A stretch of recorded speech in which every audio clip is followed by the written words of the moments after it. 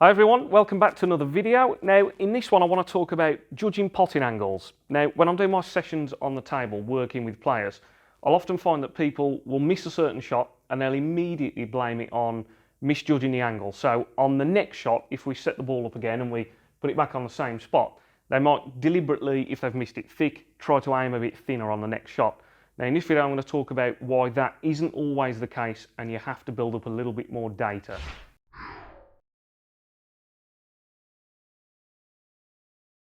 Okay, so I've got a 3/4 ball black on the spot here. So the black is on the spot, the white is positioned here. Now, one little thing to say there is don't get too hung up on this half ball, 3/4 ball, quarter ball. Obviously, between 3/4 ball and half ball, we've got all the infinite in-between little shots. So I just try and just have a look at the shot, do it by feel. How does it, what does it look like and when does it feel like I'm going to get the pot? Now, the common thing that you'll see is that players will always blame, well, it must have been my aiming. So if they get down to this first black and they go to play the shot, they'll hit the shot, notice that it goes a little bit thin, and immediately on the next shot, they will then decide to aim a bit thicker. But what you have to be careful of is there's lots of variables that can cause a shot to be missed. So I can move on the shot, that can be one, not quite cue straight, hit with a little bit of accidental side spin. All of those things can cause the white to be pushed offline and then you won't get the pot. So a very common one here would be people get this effect here where they're keying quite close to the cushion. So if I have a look at one of these and I'm keying close to the cushion and it looks right to me, that all looks good, and then I play it, yep. So I've made a small mistake with my delivery there. So I don't think for me that was aiming, I think that was a tiny mistake in my delivery. So I've got the same line here, it's still a 3/4 ball pot. So I will aim in exactly the same way that I just aimed last time. I got exactly the same feeling, play the shot, and that time I've got the pot. And that's just because the first time I will have made a small mistake with hitting the centre of the white, and of course if I don't quite hit the cue ball in the centre, it'll cause it to bend offline and I won't make the pot. So what I'm always saying to people, when you're trying to learn these angles, you have to get some data first. So you would want to play the shot, and if you miss the shot, you're just going to get the feeling and the sensation that you're definitely still going to pot the ball. So what I'm looking for is, I'm just trying to get the feeling of, yeah, that feels like about the right angle I need to put on this ball to pot it. Then when I get down here, I want the confirmation that, yeah, it definitely feels really good to me. So that feels like it's good. Then I can hit it and play my shot. So you want to hit all of the shots with that same feeling in your mind. And what you will actually find, without even deliberately compensating with your aiming, that your brain will just subconsciously be making any little minor adjustments it needs to make so that you start to get that pot more reliably.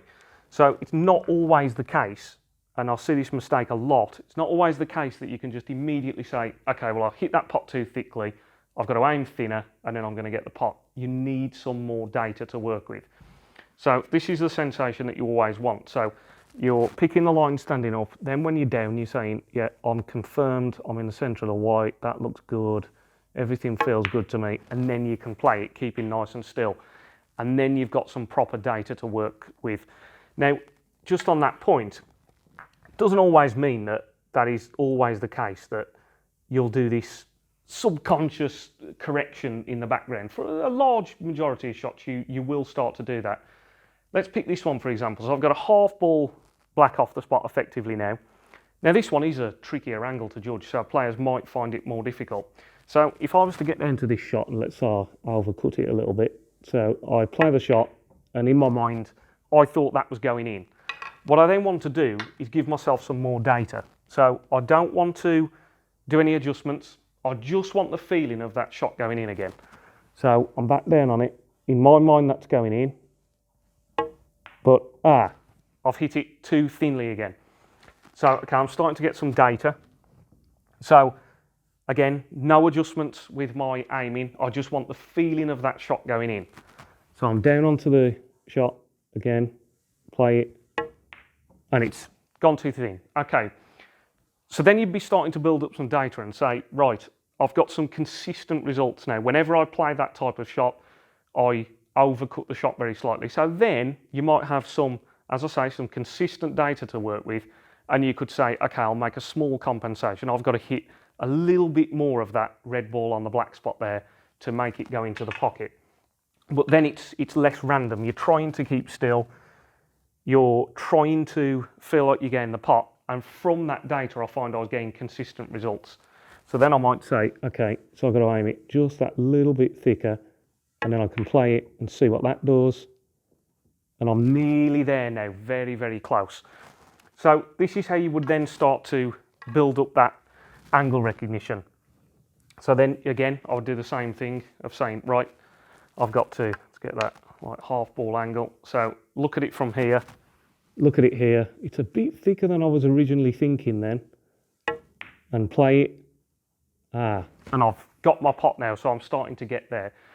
So that's how you want to build up that angle recognition. The way I always see that there is you can't always only blame angle recognition. When you come to these shots, this shot is very difficult from here because the cueing is so difficult. I've got to hit right in the centre of the white, accelerate the cue at the correct speed, make sure that I'm not cueing from left to right, keep nice and still, and the white has got to travel all the way from here, and it's got to get all the way to here in a straight line and hit the correct point on the red. So it's very, very difficult to execute the straight delivery. So that's why I'm saying you wouldn't just miss that shot and just immediately blame it on, I always, I hear it very commonly, I always tend to overcut that shot.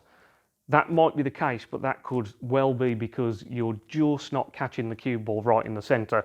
A common mistake I would see here is players bridging off their hand like this, and then they play that kind of shot. That one's gone in as it happens, but they play that kind of shot, and you can easily bend the cue ball offline, and you won't get that pot. So make sure when you're learning your angle recognition, these are the key takeaways. Make sure you're building up some data. Don't just miss one shot thick and think that you're missing it purely because you've aimed it too thickly. You've got to build up some data, get some consistent results. So as I always say, everybody, I really hope you found this video useful. If you did, remember to give it a like. If you're new to the channel and you haven't subscribed, please consider subscribing. That just really helps me to keep all these instructional videos coming regularly. For anyone that's interested in any personal one-to-one training sessions, I'm working on this table, helping players to improve their game all the time. So if you look in the description box below, you'll see my contact details there, my website, my email. Get in touch with me, and I'd love to help you personally with your game. And as always, I'll catch you in the next one. Cheers.